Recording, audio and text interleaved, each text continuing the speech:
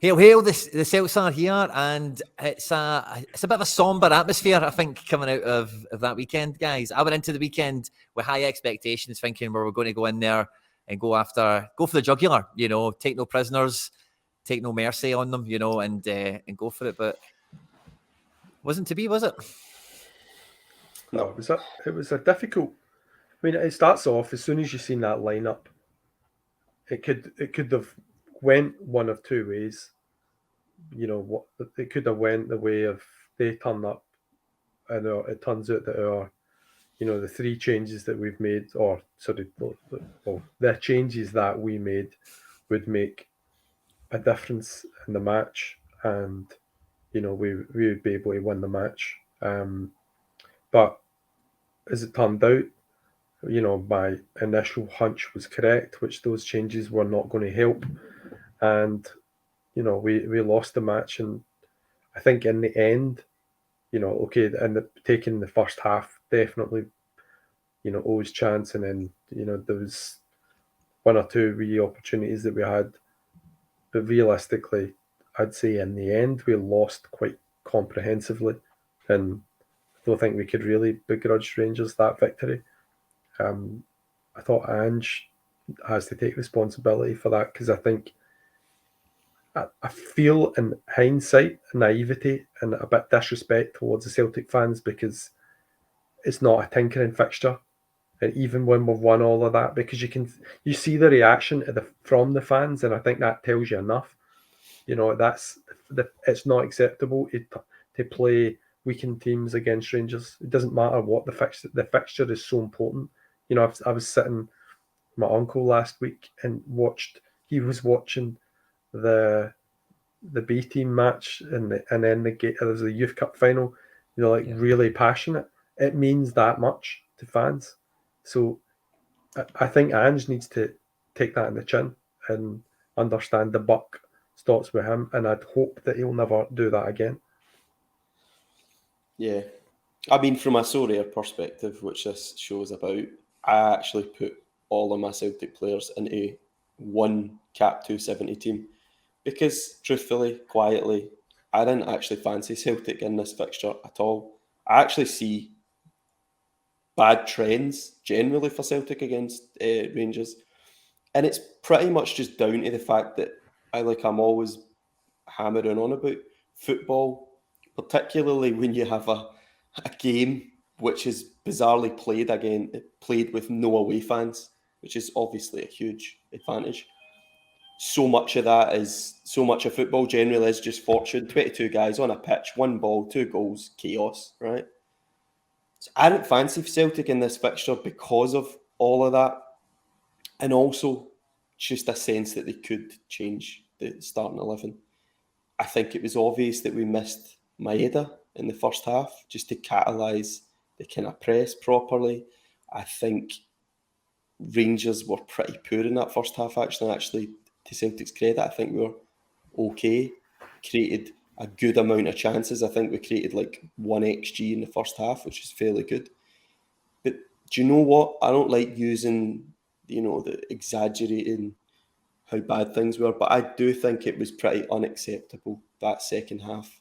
We really did not do a thing, and it didn't look likely that Celtic were going to do anything for the final 45 minutes. And that was really disappointing, Quinny, because we've been to Ibrox many times with teams that have a lot less talent than the Celtic lineup on Saturday. And you felt like if we just get a goal, we're back in this. For that second 45, I just had zero faith, because there was nothing to display that anything positive was going to happen, really. And I think that was pretty unacceptable. And I think what Mark was saying about Ange needing to learn from that, I think it is something he needs to learn from, because we speak about game state as well all the time, particularly in me and Mark's podcast. And that game state was just wrong. To be 1-0 down for that length of time and not Abada not finishing that chance or not taking that chance, you're just opening yourself up to cheap, lousy goals.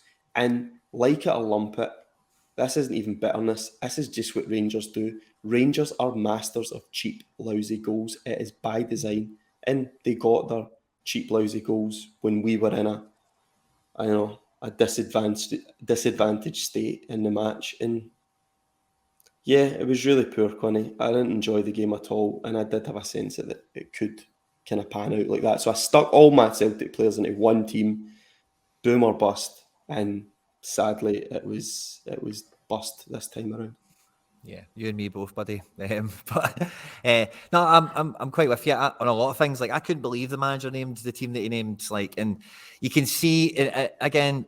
It doesn't take a genius to work out all the different things he's weighing up and thinking about. We've given these guys minutes and all the possibilities and all the possible learning points you could get from all these players. But like you have both said, and I would echo again, like, this is not the time for it. You know, this is not the fixture for it. Fair enough. You know, the league is confirmed now. The cup finals against a division, a team below, division below us, and all the rest of it. But this is a game where not only are we forced to make some changes. You know, we have to play Rouse and we have to play Kobayashi.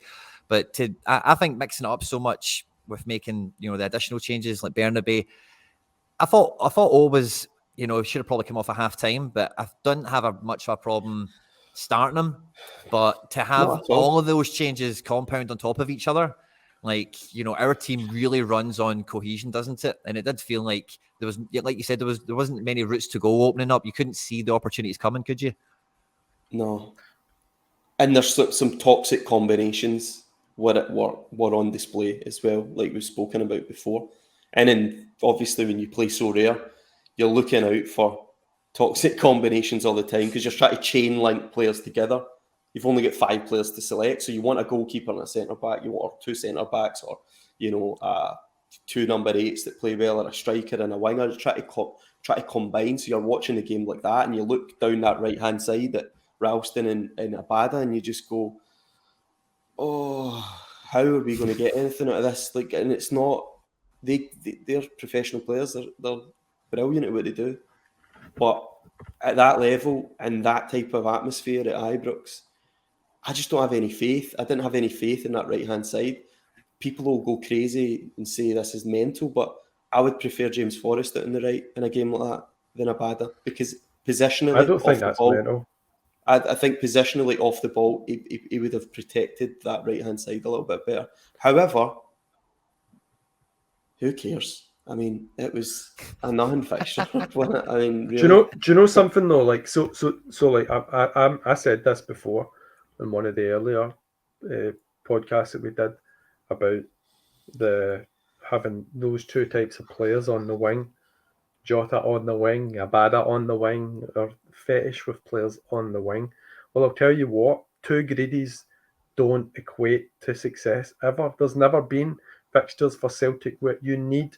I would say that Forrest is not a greedy, so you need a Forrest or a Maeda in that front 3 in order to make it work. Because when you put 2 greedies, that's Jota, Abada, or Haksabanovic. And I personally think, I think we all agree Abada seems to be on his way out. I'm not convinced Ange is a huge Haksabanovic fan either. He just seems, I think he's squad player for Celtic at best.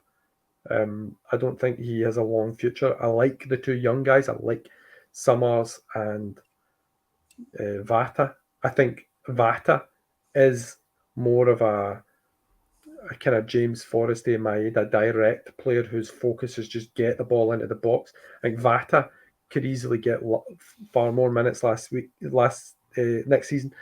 But Abada in that match, apart from that one great through ball that he played for right at the beginning, I thought that was going to be, like the beginning of a great match for him. But apart from that, I thought he was terrible. Just constantly dwelling on the ball, getting caught on the ball, trying really unnecessary, over-ambitious dribbles. And, a lot of his mistakes put us under really serious pressure and dangerous areas for Rangers. There was one in particular, Mark, we were watching this together, obviously, but you see that one where Abada took the ball and he dribbled backwards.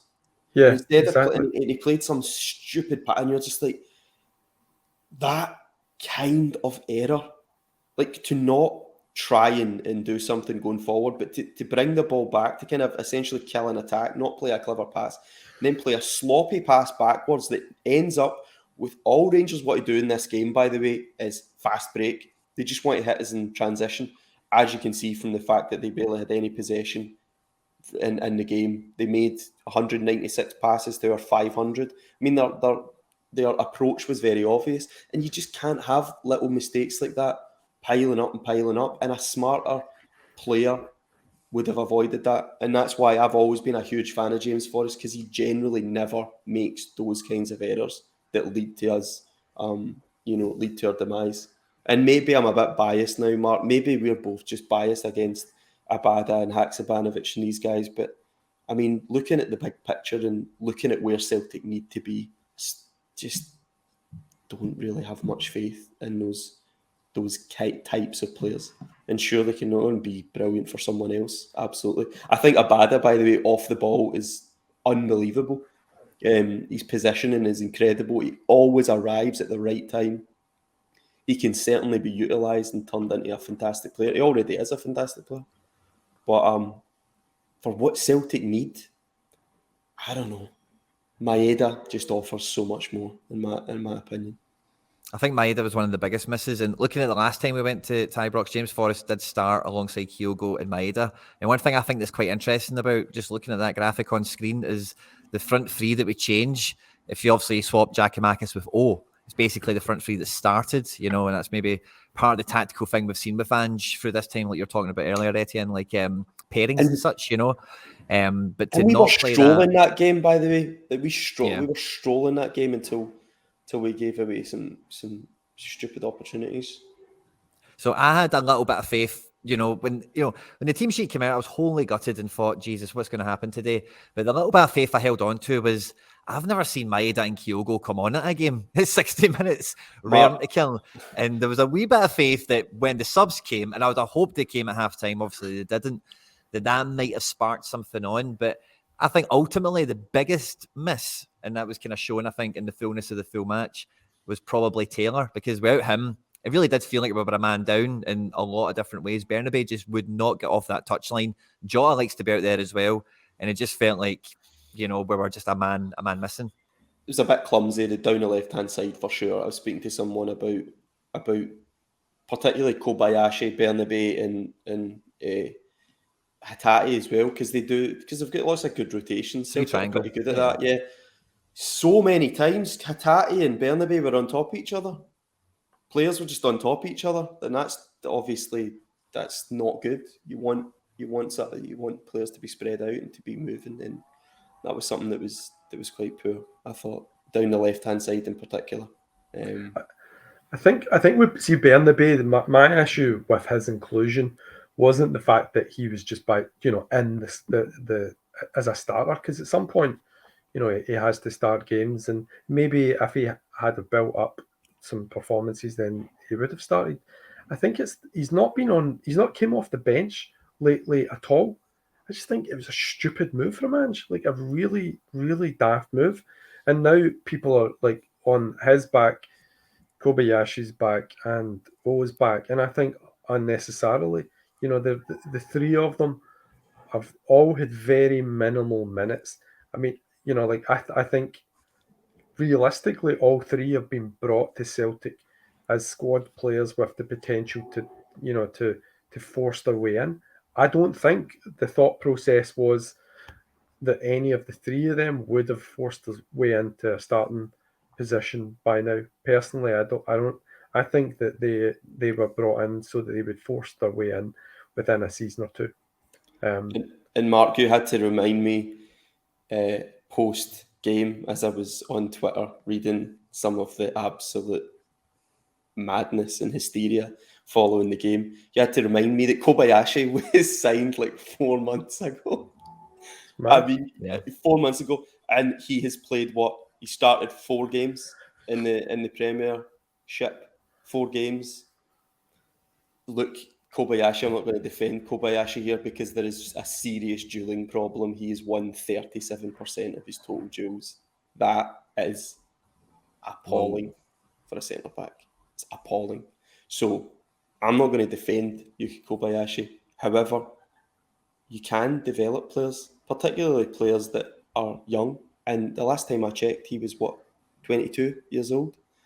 This reaction to poor performances, people calling out for Kobayashi and Bernabei all to go out and loan.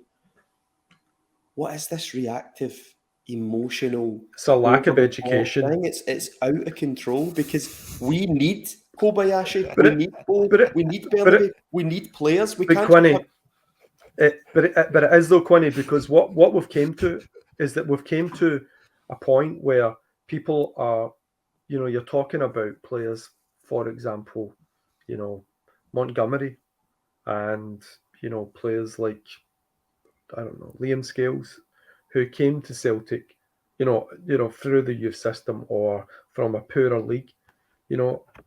Bernabei's came from Lanús in the top division in Argentina, where he played every game. He was an outstanding prospect there. Always a World Cup, always an international player for Korea. And he was a standout for Suwon Blue Wings in the K-League. Not many people probably watched him when he was there. I did. I watched him lots of times when he played for Suwon Blue Wings, and he was absolutely outstanding. And finally, Kobayashi. I also watched him a lot of times when he played for Vissel Kobe. So it's a lack of education and a lack of knowledge of these players and the players that we're signing, which leads people to make stupid comments like "send them on loan." Where to? Kilmarnock? You have no. Someone was suggesting we send them on. We send Kobayashi out on loan in the SPL to toughen him up. It's like, oh God. I do agree sending these guys out on loan wouldn't do our first team any prospects, but it really depends on what you think the future is for them, because if it is it's not going to be at the club, then loaning them out like Barkas is probably the best thing to do and try and get them in a shop window somewhere else. So what we should do is then hold the analysts accountable, the recruitment team accountable, and hold Ange accountable, because he must be data literate if we're signing all these players 6 months ago and they're already not good enough. People need to have a little bit of logic. What we're going to do here, every player that's ever signed has a couple of games to prove himself or he's out, and you clearly don't trust the recruitment process. And the recruitment team need to be better and stop getting players in that are unsuitable to play this system. If Kobayashi can't win a duel to save himself, which it appears he can't, why was he signed? What grounds was he signed? Just because he's got a left foot and he can progress the ball? The other thing as well, I mean, Quinny, Barkas obviously is in the position of goals, so it's hardly comparable to an outfield player because only one goalie can play. We loan people out all the time to sell them. Jack Hendry, tons of it's something that's been done. It's a normal thing for Celtic to do. That's been done. We've just bought these guys, like literally just signed them. No, I'm just saying that's probably the only context for the loan. If you're not planning on keeping them in the squad, I make you right. UK definitely are squad players at this point. I'm putting Bernabei on a shaky nail after the weekend, but to be quite honest, I think he's showed a few times he's maybe not in the immediate future ready to play for us. And it's one of those ones where we've seen him now been at the club for a season, and you know what it's like with young players. Minutes and reps is one of the most important things. And sometimes these guys need to get minutes and reps, and we can't really. Can we afford to give Bernabei more minutes and reps? Don't sign them then. And this is what I don't understand. This. Don't sign them. Stop signing these players. If there's no way to filter out the good and the bad properly and with a sophisticated kind of system, stop signing guys that are incapable of playing, annoying the fans after a couple of games, and then we give up on them and send them out on loan or send them back like Ideguchi. I don't know why Ideguchi was signed. By the way, it's unbelievably daft. You're like, we clearly don't need a number 6 like him. We clearly don't need that. We're clearly not going to play like that. We clearly need someone like McGregor. We want a ball progressing kind of deep lying midfielder. So why are we just signing players that clearly don't fit the system? Do you know, I sent a message in the group chat the other day there saying, is Kyogo? Is there a problem with Kyogo? Because I'd seen in so many fans predicted lineups that was starting, and genuinely, and this was, and it was a similar logic. Like trial and error, the general, and I'm not just having a go, but there is some fans that you're just like, what is going on in your head? It didn't take a genius to figure out that going with Bernabei and up front against Rangers at this point in their Celtic career, because I'm also not in that that school of thought that if you can't do it at this moment in these circumstances in that game state, that then you can't ever do it type thing. There's players who, Greg Taylor being another himself, who was, I thought Greg Taylor was terrible last season. This season, I don't. I think he's been vastly improved. I think he's actually became and forced himself into being one of our more important players, rightly so. But that's came from work and effort, and he's applied himself and understood the team, the structure, and his role much better. But I just feel like, and those three players, that was actually what a lot of fans were asking for. Bizarrely, like that kind of sample of, because Bernabei came off the bench recently and scored a screamer, and it was instantly people's brains are going, get him in, and you're like, no, he's not ready. It really isn't ready, and we have to remember that he's a young guy in another country. He'd already been done for, like offences, and also had a period where he was he was injured as well, and people saying the boy, not in that only an excuse sense of what about the boy, but the boy, get him out on loan, like Sean says. I mean, he's like 21 and he's played like 3 games for us. I just think, and by the way, he's already scored some really crucial goals. But I think, like, the same point that I've said for like Haksabanovic, because I actually think that Haksabanovic is a player who is brilliant when it's 3-4-0 and and comes on and gets the fifth and does all the dances and stuff and the smiles and but life's so great. But see, when it really matters, he's a hider. He's a we used to call them a fair weather player. When it matters and you actually need to your ability needs to take the initiative and score the first goal or get the equalizer or those types of goals that are important, or that passes that are important. I feel like though he's not. By the way, I've seen more in Vata in the short sample size than I have in Bernabei. I think Vata's a better player. I would apply more time in Vata. I watched that the game against Rangers in the was it the Glasgow Cup. Ben Summers, insane talent. And again, my sample size of data watching him is small, but I'm already way more impressed by them two than I am Haksabanovic.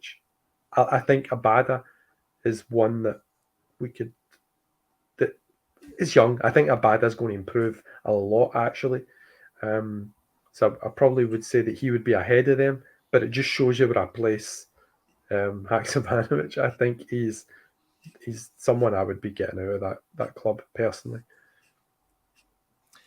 I don't know. I think when he came on at the weekend, like it felt like he was in a bit more of the Hatate position, or he kept on finding himself in that little pocket of space, like just on the halfway line where Rangers obviously would be dropping off and camping in, and he had a few touches to take a run up and then eye up and make some things happen, and obviously made nothing happen, so it was a wee bit disappointing. But I think I think again, like I mentioned earlier with some of these guys, like really for any player's development, playing minutes, reps, these are the most important things. And he, in his own words, and we've seen it before, even some of the players we're talking about now, they're not always getting to play in favoured position or a position they want to play in. So it's I find it difficult, and I agree very much. And I'd like to bring up what you said earlier again as well, that like just because some of these players we're talking about didn't do it on Saturday doesn't mean that they can't do it next Saturday or next season or whatever. But for me, just to be frank, like again, just what I'm saying on it, like I think Bernabei, we've seen a wee bit of him that I don't know if we can play him as a first team player here, and again, I've not went through the full thing for this season, but and Yuki are just brand new in the door, and any criticism of them, it's just, I think, very much premature. So yeah, it's one of those ones where I'd rather, if we were going to play and Yuki, well, we're forced to play Yuki, obviously, but having Taylor in there is such a big difference. Like you say, but again, kind of going back to stuff I've said already, so I'll stop myself. But I think right. Taylor was the biggest miss, along with Maeda. I think Maeda was the biggest miss personally, because his energy would have stretched them and it would have made them defend more. I think in Sorare terms that Maeda and Taylor were a huge miss. I think probably I would concede that Bernabei, in terms of criticism of the three of those players, Kobayashi and Bernabei, I would concede that Bernabei's is maybe more deserving, but again, I can't help but feel unfair purely because he's not played games and he's thrown into that game. There's a bit of lambs to the slaughter, I felt. But just to take, I know I keep going on about Haksabanovic, but this is my last point about him. He looked like a rabbit in the headlights in this match, and I actually watched him play in a recent international game for Montenegro, and he got hooked at half time. And he was terrible. He was really terrible because it was in a game where clearly he had to take the initiative. They were looking at him saying, "Right, you've got you're the young guy with the talent and the legs and the step overs and the ability to dribble. Go and do it." Terrible. He got hooked at half time. I think whenever you increase the level of opponent, he struggles. The opponent in the game state. I think it's really, really crucial. By the way, I'm not just saying this to be pedantic, because I would like him to do good. I think I'm eyeing up his card and so rare. But realistically, I'm not convinced. Yeah. I think final thing I'll say on the game at the weekend, but I think, again, just to sum up what I've babbled on about a few times, but just to put it in a bit more coherent, I think if you put Taylor and Maeda into this team, we win, basically. If you started with that, I think we probably win. I think you can get away with starting Obviously, we need to play Yuki and Ralston because of injury, but the midfield's first choice, and I think those two differences, that energy and attack with Maeda, and then that extra man feeling that Taylor gives, I think was really if we start those two, we'd have probably won. And then that'll take us on, guys, into this weekend. We'll be going to see Celtic host St Mirren. We've only got 2 home games left before the season ends, and this is the first one that we could get ourselves to, and it's going to be the only one I'll be getting to myself. Now, with the amount of stuff we've just chewed over there from the weekend in terms of the rotation that we didn't see coming, the backlash that I think we can agree on is probably quite well felt throughout the Celtic fan community, in terms of some of the players that did play, didn't play, etc. What do we think coming into this weekend? Is Ange going to stay with this whole give the guys some minutes and let's see the squad, or will we get the first string back in from the beginning? Do you know what? I have no idea now. I was really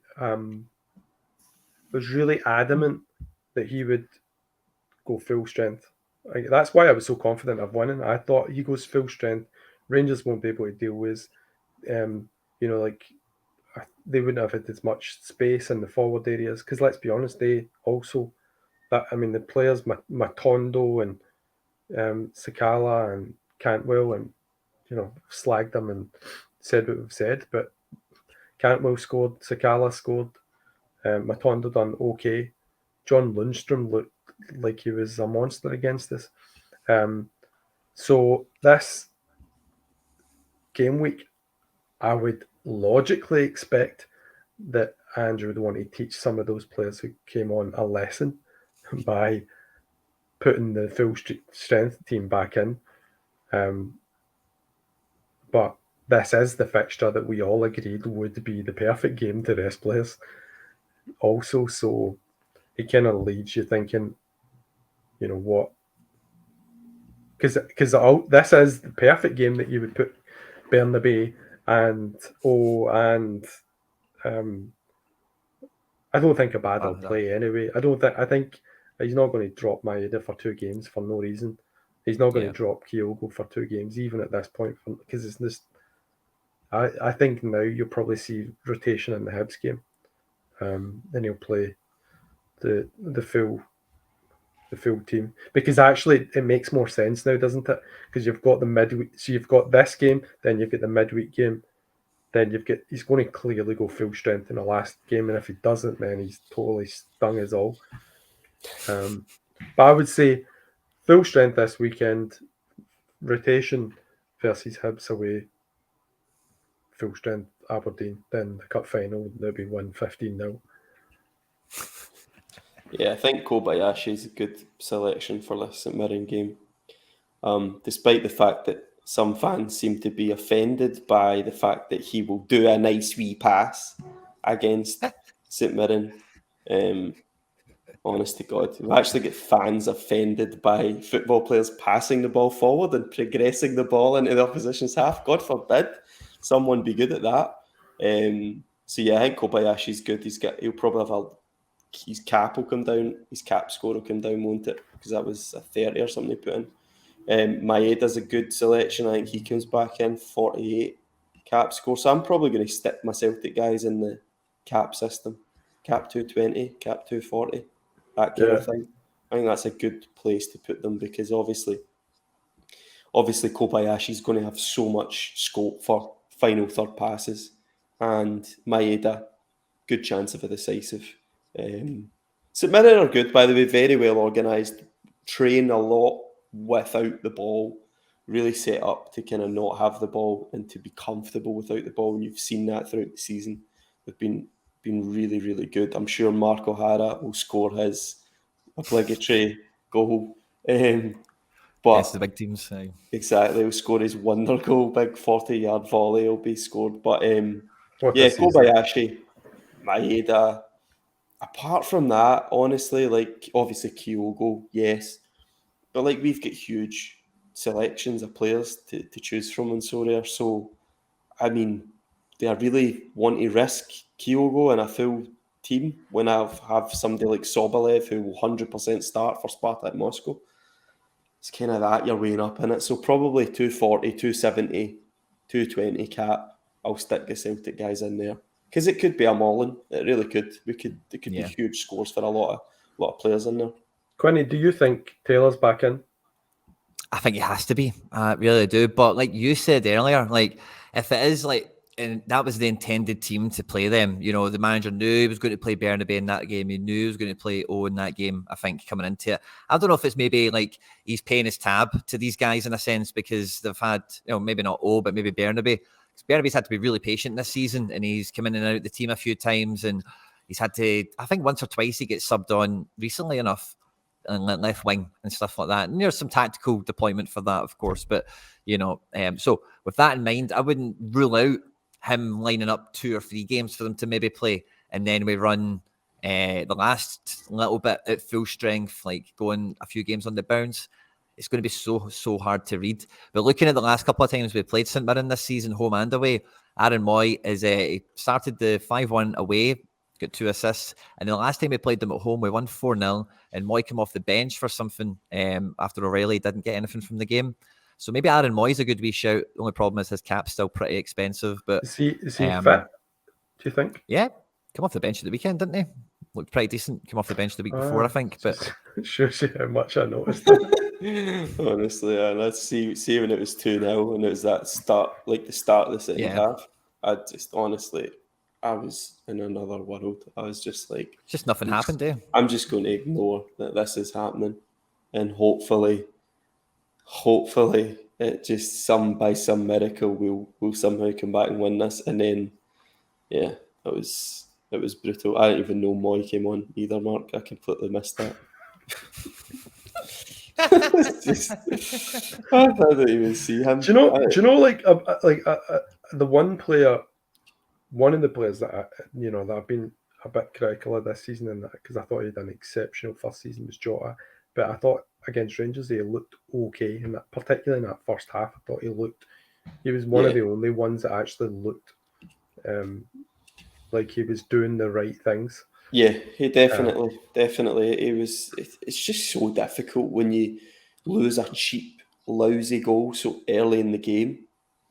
Yeah. And then Celtic were at huge spells of that first half, were easily the better team, and we were getting the ball relatively close to to their goal with ease. We were kind of moving up the pitch nicely. Against St Mirren, it'll be different. They'll have a low block. It'll be backs to the wall for them. But you'd hope that, right? So if that's the conundrum, right? What's the solution? And the solution is you're going to need O'Reilly and you're going to need Hatate, in my opinion, because you're going to need those two kind of number 8 midfielders to be just floating about all over the place, trying to create space. Kyogo or O, whoever it is going to do that usual thing where he doesn't, they don't get involved in the play at all. They just stay as a kind of focal point. Someone was suggesting, by the way, that we loan out O and get Kevin Van de Veen, get a proper target man up front. Yeah, because Celtic play with target man principle. Celtic play with trying to get the big target man involved in the play. What are you guys watching? It's the opposite of what Celtic need. Celtic want the anti-target man, the guy who's not coming anywhere near the ball until the clinical moment high energy for the ball to be put in the net. Precisely. So if you're thinking about how to solve the St Mirren puzzle, you've got to play Hatate, you've got to play O'Reilly, McGregor. You'd fancy Maeda, Kyogo come in, Jota starts on the right, and then you'd hope Taylor comes back in. See, to be honest, I wouldn't mind if Bernabei just played again. I know you guys have got his cards on just a pure Celtic head. I genuinely wouldn't mind if he got another game, because I think he deserves some actual matches to prove himself, you know. Because like Mark, you said earlier in this podcast, it's hardly like Bernabei came from a better domestic league. Bernabei was playing at a higher level. I know it's the truth hurts, but the Argentina Primera is better than the SPFL, Premiership. Premiership is a very low standard league, sadly. Wish it would be better, but it just ain't. So Bernabei has got it in him, needs time. But it's so difficult because what we're doing, guys, is we're playing Rangers and then we're playing St Mirren, and these two teams are vastly different in resources and ultimately in quality. So what are we judging? Because we're only going to get these moments in time for Kobayashis and O's to prove their worth. And Maeda had the same problem. Everyone, very prominent people wanted Maeda never to play for Celtic again. There was really vehement emotional language around that autumn, winter time around Maeda. Now he's undroppable. Same with Greg Taylor. I was one of them. I was appalled that Greg Taylor was our left back not long ago, but he's proven to be really valuable. Kyogo in December was being under the comment section of a game on the 21st of December. It was just all get Kyogo at the team and play Jackie Marcus. By the way, so that's depressing. But equally at the same time, I go, this just seems to be the cycle. So Bernabei can get out of that. O can get out of it. Kobayashi can get out of it. See, just on that point about Kyogo, I mean, he obviously won the Player of the Year at the Celtic Awards last night, and I don't know if the PFA was also last night, but he won the Player of the Year in Scotland last night as well. Celtic fans commenting under that overwhelmingly say, what about CCV? What about CCV? CCV? Show a little bit of respect.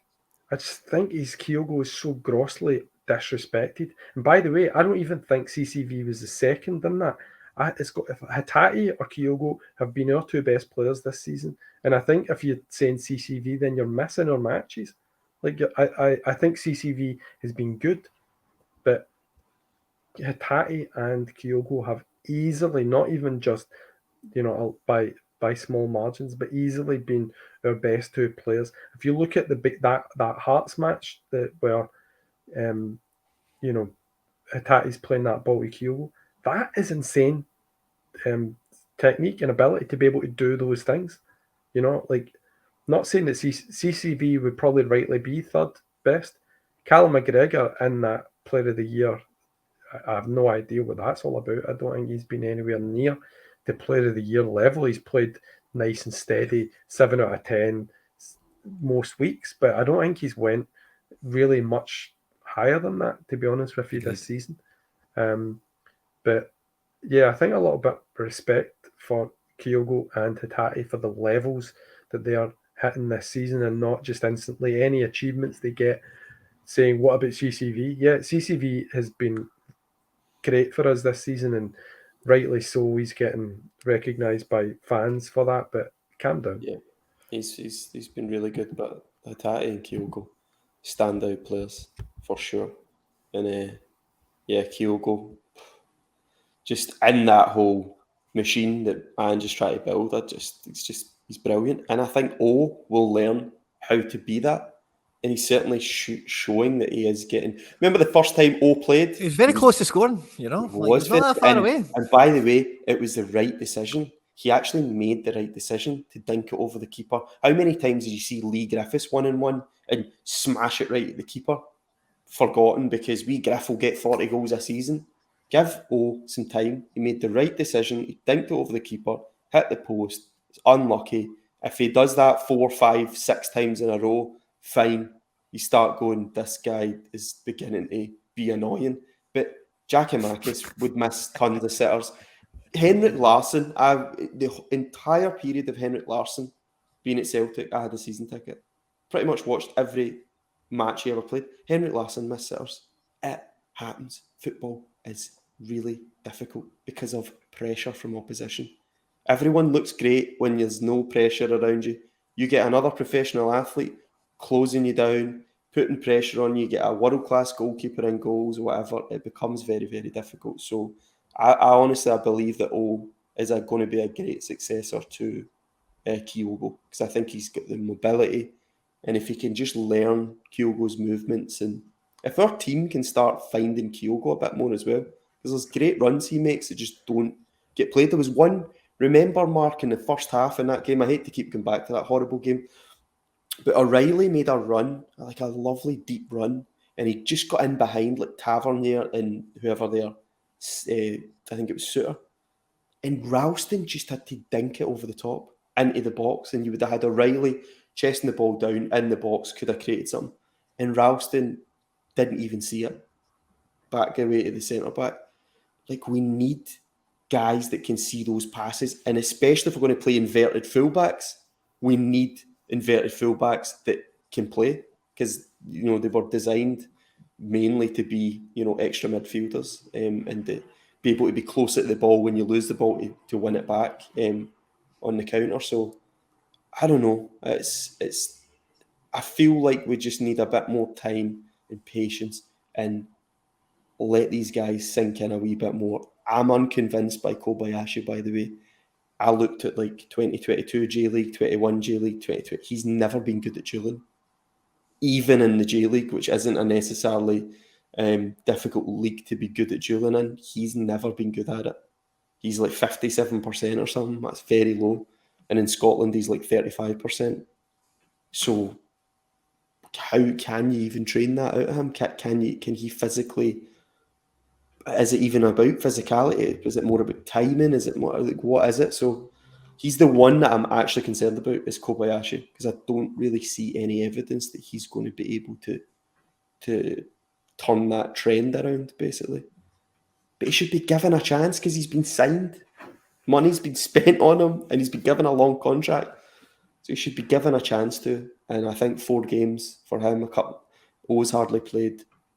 You need to have a bit of patience and enjoy these matches against St Mirren, because these are the opportunities, because the majority of our matches are those kinds of matches, aren't they, domestically?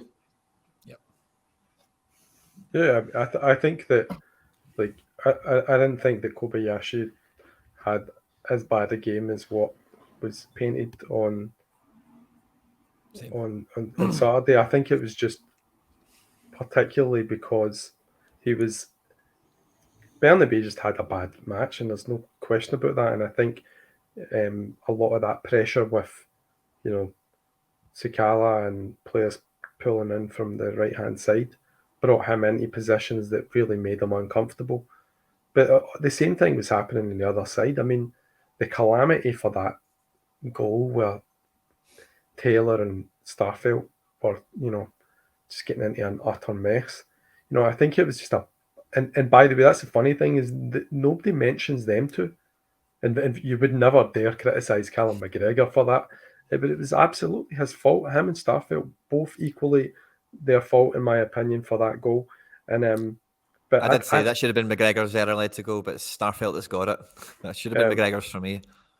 Yeah, and I think the thing is that it was just Starfelt got that. He actually got the error led to go. I didn't even check who'd got it. But the point is that like there was a lot of players off it, and a lot of players off it because, as Sean rightly says, the game state went in a particular way where suddenly we found ourselves 2-0 down and then 3-0 down, and we didn't capitalise to get the opportunities back to O's, and even Matt O'Reilly's one where it was just, to be fair, a fairly massive save from their goalkeeper to stop that. But I mean, realistically, they go in. It's a different set of circumstances that you're facing. But I think you can even see in Sorare terms that even when we are doing well, Kobayashi's not scoring 70s and 80s like CCV or Starfelt generally do. I think he will, but I think he'll get there. No, I maybe he will, and I hope he does, because I have his card and I'm playing him at the weekend, right? I'm just looking at the reality of where we are, and he's not been doing that. But maybe, as Sean says, it'll be this game where there's lots of final third passes, and he is going to take that up. But do you know what I think as well? Greg Taylor is a big part of that, because Greg Taylor huge plays really well. Like Taylor and Starfelt link up so well, so much. Whether it's effective is irrelevant, but the fact that they link up so much that contributes to those points in the final third area that gives them bumper scores. So I think if it is Taylor and he does manage to build a little bit of a good link up with him, then yeah, he probably will in those last 3 games get some better scores. Yeah. Awesome. Well, I don't know if it's a bit early in the week when we were talking about it, but can we predict a score for the weekend at this point? I don't know. I think the team will be impossible to predict also, so it's kind of hard, isn't it? Honestly, like a score prediction, who cares really? Honestly, because at the end of the day, we're playing Sorare, and we want player performances within a certain environment. How about this then? How about this? Pick the environment, right? Go, give us something else, Quinny. Who will be the highest scoring player then? That's more Jota. like it. Oh, Jota. I think that's a safe one. No, I genuinely think that after that game that just took place there, he'll just go on he'll take more risks to be selfish in the St. game. And if the player doesn't start, it's just null and void, right? But I'll go Rio Hatate, right? 100. Nice. I would go with Hatate as well, by the way. You just copied my homework there, Connie. I've seen that live in HD, 4K. No, I think Hatate 100, but yeah. I just think obviously the score is important for a clean sheet. Yeah. No, I get you, man. Do you think they're going to get a clean sheet or not, Celtic, in this game? Ooh, I think St. Mirren have been our most dangerous opponent this season. In terms of every game I've watched this season, I thought St. Mirren have been the one that's actually gave us a really good match, and any points I've taken from us, you've left the game saying fair play. Yeah. Kind of idea. So I would not be looking at a clean sheet in this game personally on that basis, because St. Mirren are still fighting for stuff. Yeah, I would agree. I think that Joe Hart gets off with murder from Celtic fans like that. That parry to Cantwell was criminal. Really, is it the parry that he's getting slated for? Because I don't understand the criticism. Well, I'm slating him for that. I don't know what anyone else is slating him for, but I'm slating him for that, because to parry the ball like that, when it comes to you, there's surely, I mean, as a goalkeeper, surely you're going to have to parry that. Not to, because he's not even parried it. He's just saved it like that. He's got to be pushing it to the side. It's basic stuff. And I think, and you're right, Martin. And obviously, the attacking players in those scenarios are such an advantage to the defending players, just based on pure momentum. You have a defender is static. You have players running on you is static. The idea that Kobayashi could have somehow foreseen all of that and got You're just like, guys, goalkeeper should have just parried it out to a safer region. And I think looking back at it, it wasn't a shot that was really threatening the actual goal. It was hit with power, but Hart's got to do better. He really has to do better. And we're 1-0 down because of that, really. And it's just an uphill battle from there, But by the way, a clean sheet for Celtic is 4-6. That's the odds for it. So, it's probably, that's a lot better than the vast majority of goalkeepers we're going to get in the world of Sorare for a clean sheet, by the way. So it's better than evens. So, but I think it's something about St Mirren. They're back. You wouldn't be shocked if they scored, is what I'm trying to say. It's not actually the front line that I would imagine that, they're the ones that would be concerned. I watched St Mirren against Hibs. The fullback's really good. I know the midfielder gets a lot of praise, O'Hara, but you've got a fullback that's really tidy. Was that? I want to say Tansy or Tan something? Tanser. You're just Tony Watt playing? Or is he? No, he's injured for the season. I know, I'm joking. We're talking to him via our Twitter. He's in bed, isn't he?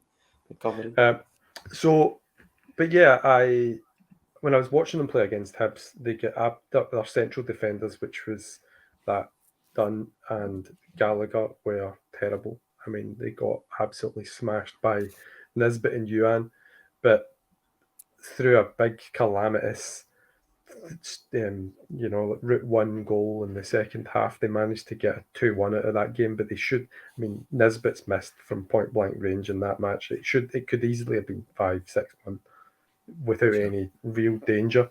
If that version of St Mirren turns up, they're in trouble. They've obviously just drawn 2 each with Hearts at the weekend at home. Hearts coming back from 2-0 down with 10 men and drawn. So I think they've been leaking goals. If we, do you know what? Even with changes, I would expect a very comfortable victory of 3 or 4 goals in it to us. The clean sheet would just be a lovely bonus. Just my final caveat to that is that it wouldn't surprise me to see Ange throw in Ben Summers to this one as a real curveball. That would be great. I hope he's put off curveballs for the weekend, to be honest with you. He did look relatively maybe I shouldn't have done that after the game. So the reason I say that, Quinny, is that he was at that game and I watched the Glasgow Cup final, and I watched that game, and he's clear. That's why, in my opinion, Summers was straight onto the bench for the game against Rangers, because he was so good in that game that it was quite a seismic performance, so that I think that there is a chance he flings him straight into this one. Yeah, I've just went and checked as well, because earlier I said St Mirren have got something to play for, but since losing the opening game of this to Hibs and then losing to drawn my Hearts, they have not got anything to play for. So yeah, they've now lost 3 games in a row before drawing that. So maybe this is maybe they've already got the beach towels out in that sense. And even if it is like you guys are talking about there, maybe could be any team that really shows up, but we're going to get 16 players feature over the 90 minutes. And it could be a goal fest, really, couldn't it, in that respect? Yeah, it won't matter, because I don't think we'll really remember the game on Saturday or Sunday, whenever the game takes. I don't think we'll remember it. It'll be like Oliver Reid and Harris and Peter O'Toole going to the game. Keep them coming, Barman. If you're going to the game, we'll see you there. Travel safe, stay out of trouble. Hail, hail. Thanks a lot, guys. Hail, hail. Hail, hail.